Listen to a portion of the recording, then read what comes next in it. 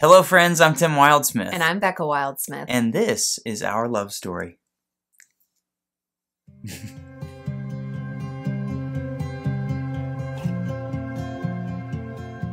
Okay, Becca, welcome back to the channel. Thank you so much. I figured, I've mentioned several times that we have a pretty great love story, and I've always said I'll have to share about that in another video.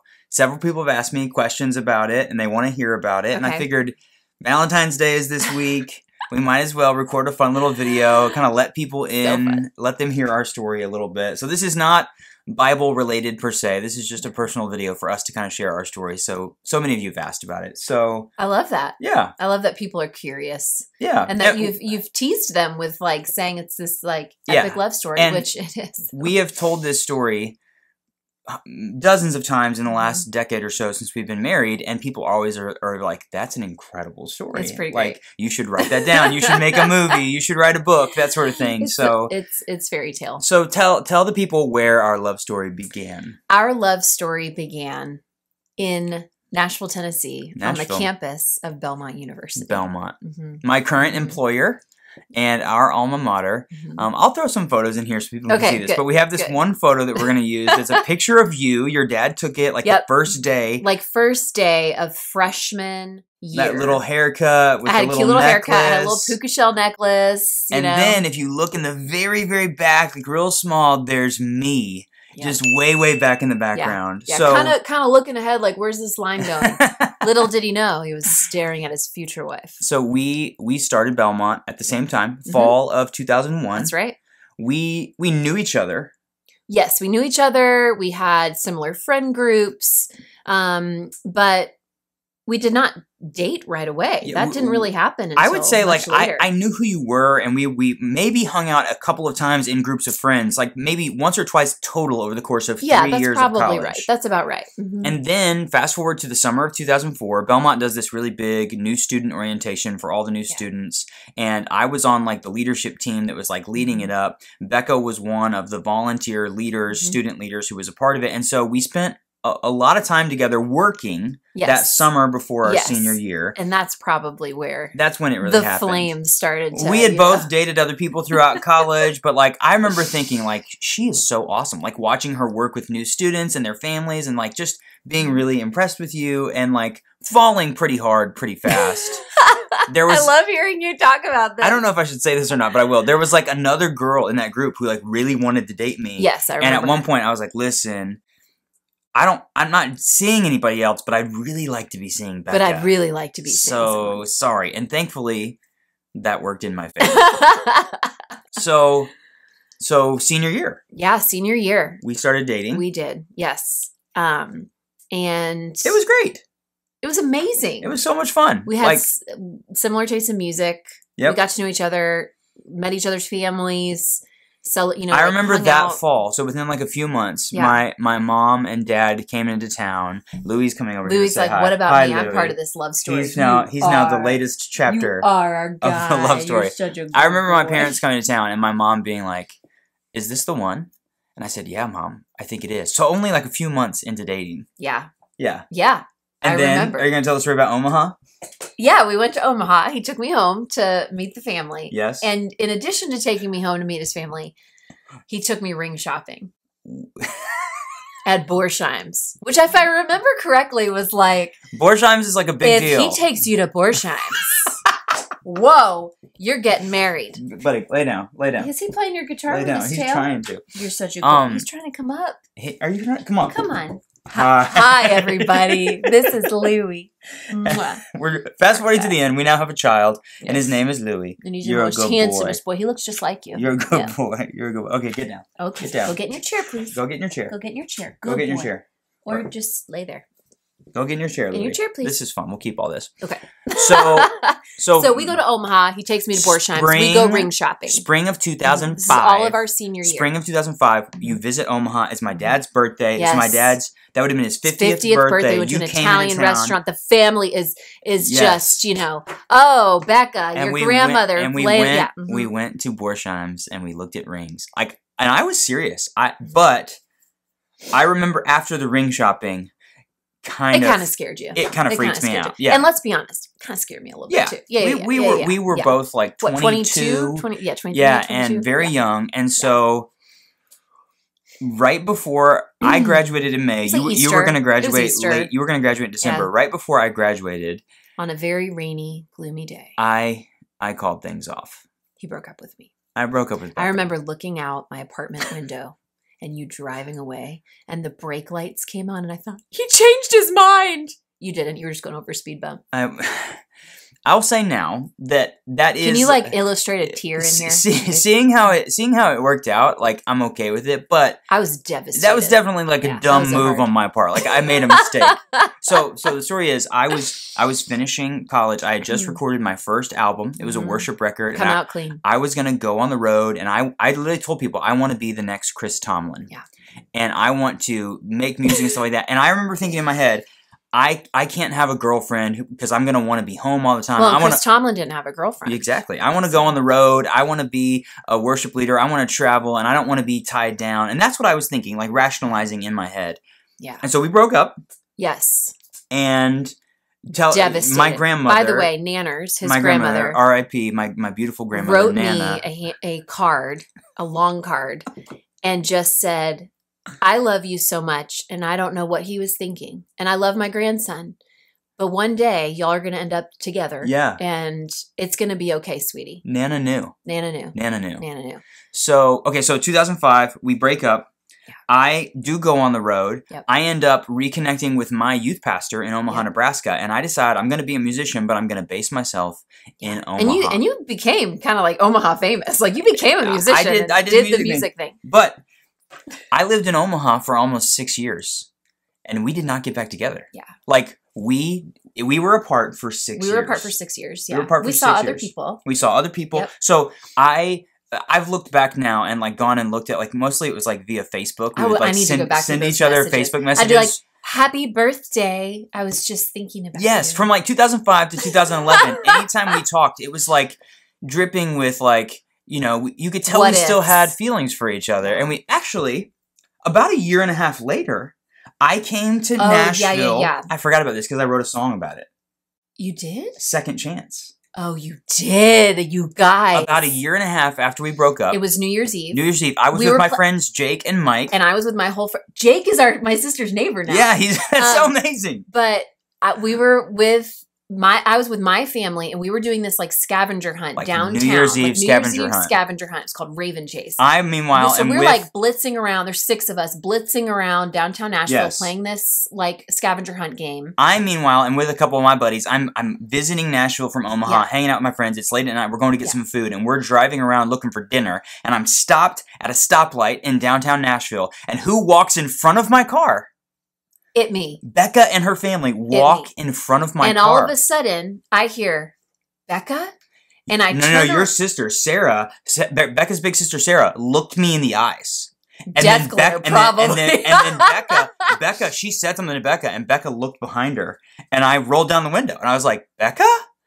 And we didn't talk, right? We just like waved from afar. I went up to the car and I was like, hey, Happy New Year's. Yeah. Oh, I'm just hanging out with my friend. Cool. Great. Like, yes. And then it was like, see you later. And then you like texted me or called me I later. went to my buddies this is and great. I really hope you keep all of this because we're recounting. My buddies and I went to Centennial Park, which is this famous park in Nashville. Where the Parthenon is. We grabbed burgers and we were hanging out. Yeah. And those guys, like I remember Jake going, are you okay? And I was like, I'm the biggest idiot in the world. It's been a year and a half, and I am still in love with her. I cannot believe that I broke up with her. Well, and also that you saw me in all of Nashville. Random.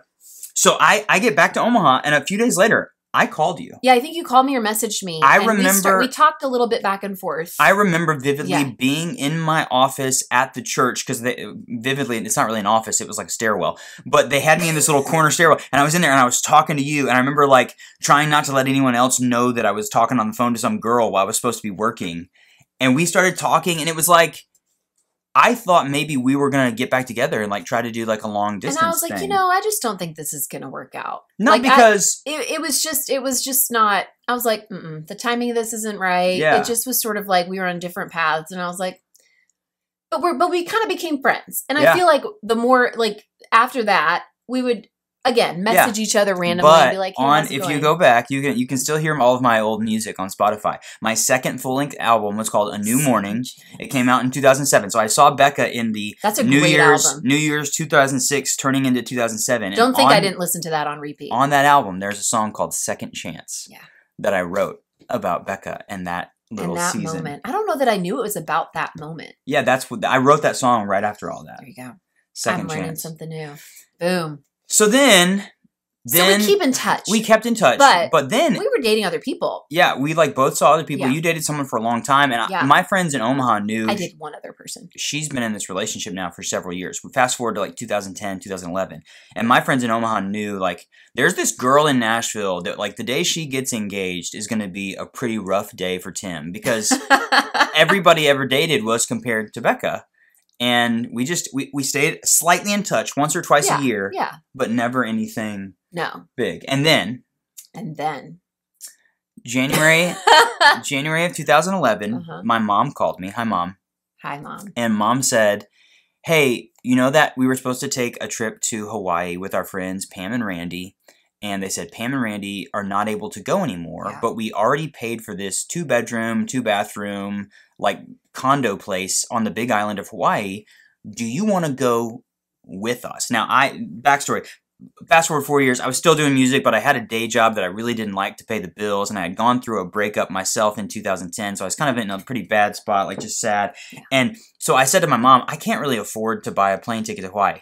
And this is what, Mom, I'm about to out you. So Emily, my sister. I hope you're not watching. You probably heard the story. But my mom said, well, if you don't tell your sister, we'll buy you the plane ticket too. So she knew, Mom knew that I needed a break. You needed a little refresher. So February 2011, I find myself on the Big Island of Hawaii, hanging out with my parents, like on a vacation, like best vacation. Of course, it's the best vacation ever because it was Hawaii. A free trip to Hawaii. Yeah. So we're hanging out. My dad and I are playing golf. We're going hiking. We're exploring the island, going to coffee farms. And one day, towards the end of the trip, I am on a hike around like this volcanic crater. And in my mind's eye, I think you're by yourself. I was by myself. We'd split up. You're having a little bit of an emo moment. Yeah, I mean, forlorn singer-songwriter goes to Hawaii for content, and I thought to myself, I hope I get to come back here one day. This has been such a great trip. And in my mind's eye, I think, well, maybe one day I'll get married and I'll come back here on my honeymoon. And when I thought married, honeymoon, Hawaii, in my head, I pictured myself there with her. And that was kind of like I'm thinking about a wedding, I'm thinking about a honeymoon, and I'm thinking about Becca, which was just kind of a moment for me, like that's strange. And then, not an hour later, we rented this Jeep and we're driving around the island. My mom and dad are in the car, and my dad, out of the blue, goes, when's the last time you talked to Becca? And I was like, are you kidding me, Dad?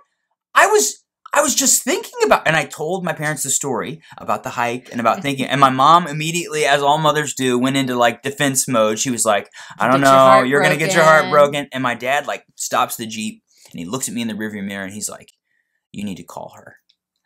I'm like, my dad's not like he's not like super mystical person or like over the top. He's not too emotional feeler. Like he's a pretty level-headed, strategic guy. But he was like, you need to call her. And I was like, I do need to call her. And so that's all I thought about for the rest of the trip. So then I am sitting in the Kona airport. I was leaving at a different time than my parents because I had to go back and work. So I'm, in Hawaii, you take the flight that leaves at like midnight and you fly through the night to get back to the U.S. So I'm going back to Omaha. And from the Kona airport, I pull up my little, probably back then it was like, I think I had like a Palm Pilot or something like that. It wasn't an iPhone yet. BlackBerry. And I wrote Becca an email that was basically like, hey, I'm in Hawaii. I've been thinking about you. I've got some things to say I'd like to connect. I'd like to reconnect if possible. That was on like a Saturday night. Now, a little backstory from what I've been doing for the last 6 years, not being a singer-songwriter. Just working full-time in a pretty serious relationship. But one that, was ended, but didn't really talk about it much. So like you would have, I did not make know things Facebook official, but now I know that's. Yeah, I did not know at this time. I thought that Becca was in a relationship. Yes. I did not know that she was no longer in a relationship. So your email was very respectful. Yes. It was just like, I would love to talk to you. Yes. Well, I read this as I was going into church on a Sunday morning. Because I wrote it Saturday night, so it's like Sunday morning she wakes up and sees this email. So I wake it up. I'm like, I can't. Because the reason I ended the previous long-term relationship was because even though there was no chance I would ever be with this guy, Tim Wildsmith, I didn't feel right having this relationship move forward that I was in because I was still in love with Tim Wildsmith. Tell him about you had coffee with your sister and you told him. I went to dinner and I said, hey, I just want to let you know, I know it's been 4 years or 5 years or whatever it was, but I broke up with this person. And my sister goes, well, duh, why wouldn't you? You're still in love with Tim Wildsmith. So everybody knew. I guess we knew too, in the depths of our brain. But she left me on red for like 3 days. I read this email and just let it simmer for a bit because I just thought, I don't know. And I didn't like pour out my love to her. I just said I'd love to reconnect. Just like, I would love to talk to you. I'd love to reconnect. It was very respectful, very appropriate. But I was still kind of like guarding my heart a little bit because I was so heartbroken in college about our breakup. This had been almost 6 years since we broke up. And then I responded to you and said, sure, this is my cell phone. You can call me. Yeah. I wasn't like, oh, I'd love to hear from you. That's what I was thinking. Over like the next 24 hours, I remember I had this piece of paper. You took notes or something. I had it and I wrote out like everything I wanted to say. And I was like, I was going to pour my heart out to her. And I had like this weird piece of paper with notes all over it. So my phone rings and, hey, how you doing? Good. How are you? And he starts talking and for 30 minutes straight. We had a little small talk. A little bit. 30 minutes straight, he's talking to me and basically saying all the things that I really needed to hear to kind of like, this wasn't about you. Why I broke up with you. Like they're, just going through, whatever. And I know you're in a relationship and I really don't want to mess anything up. Like I want to be really respectful, but like, I just wanted you to know. Side note. I had kind of decided that I was going to move back to Nashville because like my season in Omaha felt like it was over and I had been really exploring it. I was kind of moving towards this thing of like, I think I'm going to move back to Nashville and kind of hit the reset button on my life a little bit. So part of what I was saying was I'm planning to come back and I know I want to be really respectful. I wrote this down on the paper. I don't want to throw an emotional hand grenade into your life. Yes, you said that. Yes. But I think I said... You said, if there's a ring, I'd like to throw my hat in it. If there's a ring, I want to throw my hat in it because you have always been the one that got away. And you have always been the one that I've compared everyone else to. And so after he said all of this... I'm getting emotional now. I said... That took a lot of guts for me to do that, by the way. Pat myself on the back. Absolutely. So I'm just sitting here listening to all of this. Yeah. A lot of healing happening in this conversation. Yeah, absolutely. And then I didn't say a word. And so he finishes saying these things. And I said, well, Tim Wildsmith, I hope you mean it because I'm not in that relationship anymore because I'm still in love with you. Yes. I hope you put in some like sound effects or like we'll do something. We'll make it work. And so you said, can we see each other? And so we made plans. You said like, let's talk for a little bit. So for a few months, this was February. Yeah. We did not see each other until the end of April because it was the royal wedding. Late April, early May. Yeah, when Will and Kate got married. It was Will and Kate's royal wedding weekend. And I flew to Omaha to visit Tim. No, you flew to Kansas City. I drove to Kansas City and picked you up, and we spent 2 hours in the car. Like, talk about it could have been weird. Y'all, I have a little bit of not a little bit. I have major social anxiety. Talk about patting me on the back. Yes. Sitting in a car with like the love of my life who I haven't seen in 6 years. But it was rough. It was rough. I was such a nervous wreck because I was like, but it was great. It was very. So, by the way, we spent. I feel like we're rambling. For 3 months during that time, we had said we're going to talk a couple times a week, and we talked every single day. I'm pretty sure we talked every single day. On the phone, like catching up. All of our families are like cautiously optimistic because they're like, we love this other person, but like also we like know how like that season was like tough on both of you. I was simultaneously moving forward with plans to move back to Nashville. Mm-hmm. Becca showed up in Omaha in late April, first week of May. We're like, this is it.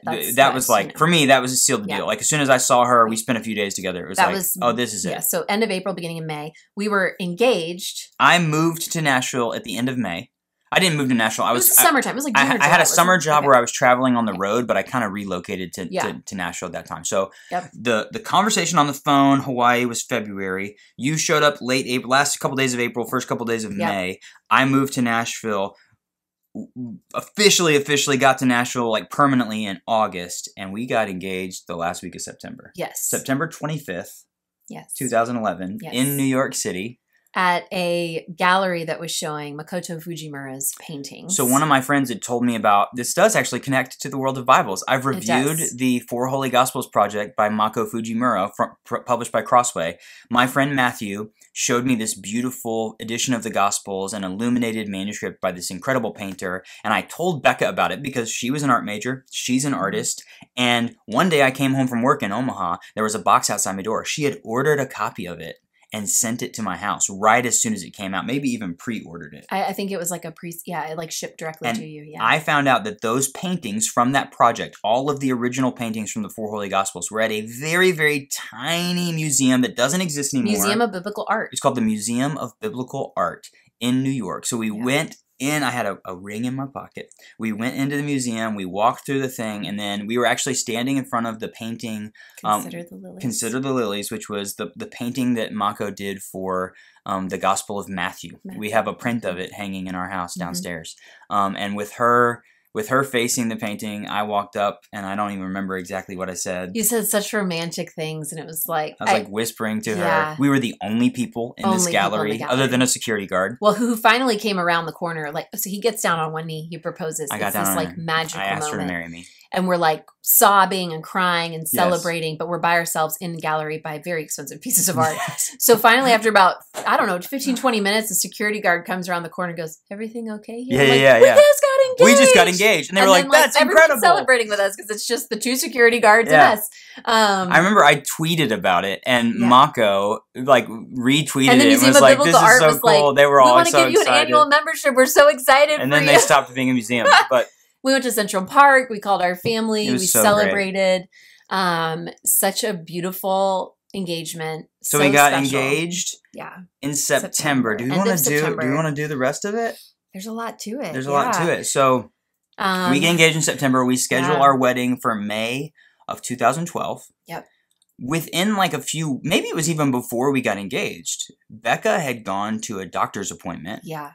And they had said, "Hey, we see something weird on your thyroid. Yeah. We want to keep an eye on it." Yeah, I'm just going to keep an eye on it. This was like in July. And then I went back in September and they looked at it a little bit more. And they're like, "Yeah, we'll just keep an eye on it." Yep. And then beginning of November, they said, "We want to do a little bit of biopsy of this." So we've been engaged for 2 months. 2 months. We're planning a wedding. We're in Omaha for Thanksgiving. Yes. And we get the call. Like literally, it's like no. We were in Minnesota because my parents lived in Minnesota at that point. No, we were at the mall, the big mall in what was that? That was when we found out. That was the next year. That was the next year when we found out the good news. There's good news coming. Don't you worry. It's just like the gospel. There's good news coming. So we find out that I have cancer. So we're with his whole family. I get a cancer diagnosis, a thyroid cancer diagnosis. Thanksgiving weekend. Papillary carcinoma, which the doctor said, if you're going to get cancer, this is the one you want to get. And I said, what does that mean? Like nobody wants to get cancer. Very treatable, very early, everything was going to be okay. But it was definitely a nerve-wracking time. Yeah. I had surgery a few days before Christmas. Yep. Ended up back in the hospital shortly after Christmas. She had her entire thyroid taken out. Mm-hmm. They found that it had spread to my lymph nodes. I had to have treatment in February, radioactive iodine treatment. Time out. So my fiance has now had her thyroid cut out. She feels awful. Like she's had to take off a month off work. And then they're like, the last thing we're going to do is give you this radioactive iodine. So I take her to the hospital and someone in a hazmat suit comes in and says they have to wear a hazmat suit to hold the pill. And then they ask her to swallow the pill. Yeah, this is true. And then I couldn't. And Tim and my mom came with me. They were not allowed to be around me after that. So then I had to be in isolation. It's basically, the way we understand it is, if there's any remaining thyroid cells in your body, after you starve your body of iodine, is what they call it. Yeah, they give you the radioactive iodine in it, and it kills off any of those remaining cells that could be cancerous. Yes, so that happened in February. 3 months out from trying to get married. Yes. We were also during that time. You should put a link to this. This is funny. During this time, the television channel, TLC, had a spin-off show of Say Yes to the Dress. Say Yes to the Dress, where all these women would come to this shop and find their wedding dress. Go to Kleinfeld. Very big deal back then. And there was one of the main salesmen was Randy. Randy Finoli. And he had a spin-off show called Randy to the Rescue, where he was going around the country helping brides solve issues that they had. Yes. And they were coming to Nashville. And they heard about my story and contacted me and asked if I would be part of their show.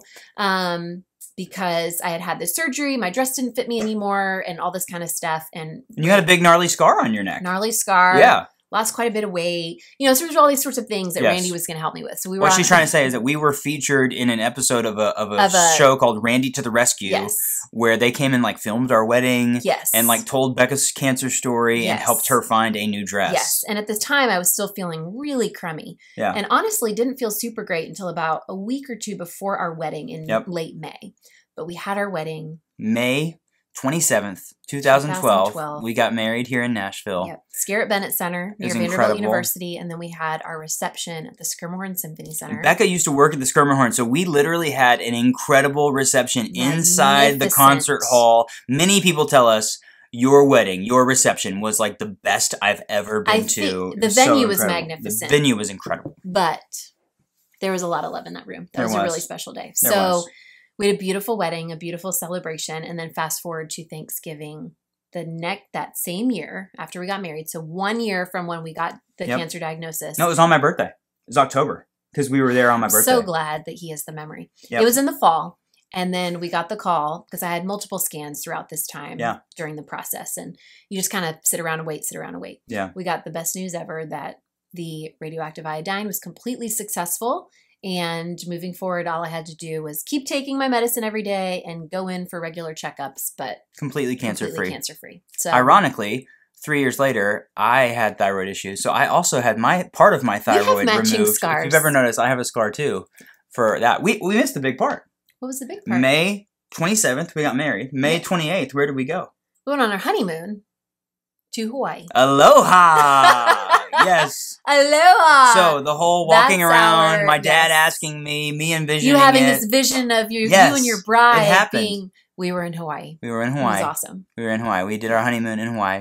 So that was 2012. Yeah. And to say that the last 12 years has been anything like boring, it's not as exciting as all of that, but it's been just an incredible life together. So far had an incredible life. Yeah. And I feel like it's just beginning. We've traveled all over the world. We've just enjoyed our time we've always lived here in Nashville, worked at different ministries and churches and doing art and creative stuff. And we have got a dog recently. Yeah. That's been our biggest piece of exciting news recently. We have I'm so grateful for our love story. I think I look back and go, we weren't ready when we were 22. No. I wish we had figured it out sooner than 6 years. I think it was perfect timing. You know, we got together in 2004. So I'm telling people this year, we've been together for 20 years. Yeah. We just didn't talk to each other for about 6 of those years. Yeah, we dated other people. I hope you're sharing pictures during all of this. Yes, I will. I'll put a bunch of pictures in so you can fun. See. This was a lot of fun. This was really fun. So anyway, a little special video to kind of share some of our story. I love it when Becca is on the channel, and I know so many of you love her. And you should definitely check her out online. She's got some incredible artwork. She's doing a couple of very cool artwork projects right now that I'll be telling you about soon. This is a fun thing to do for Valentine's Day. Yeah, happy Valentine's Day. Yeah, I wore my heart earrings just for this occasion. There you go. She told me she didn't want a lot of jewelry when we were first dating and got engaged, but the last few years she's asked for a lot more jewelry than I thought she was going to ask for. You know, you age and you mature and your tastes change. That's right. You have done well on the jewelry front. Thank you. We'll do a jewelry tour one of these days. I know you've done a watch tour. Maybe we'll do a jewelry tour. That would be fun. That would be fun. Okay, so if you have questions about our story, if you want to leave some comments, you can drop those in the comments. As always, we would love to hear from you. This is a little special one. Next video, we'll be back to talking about Bibles. Okay. But yeah, this is just Happy a fun Valentine's Day. Happy Valentine's Day, everybody. I love you. I love you. Come on, Louie. Up. Come on, up. Say goodbye to everybody. That's our guy. Say goodbye. Say goodbye. Oh. I love you. Love you too. Bye. Bye, y'all. Mwah. You're a good boy, aren't you?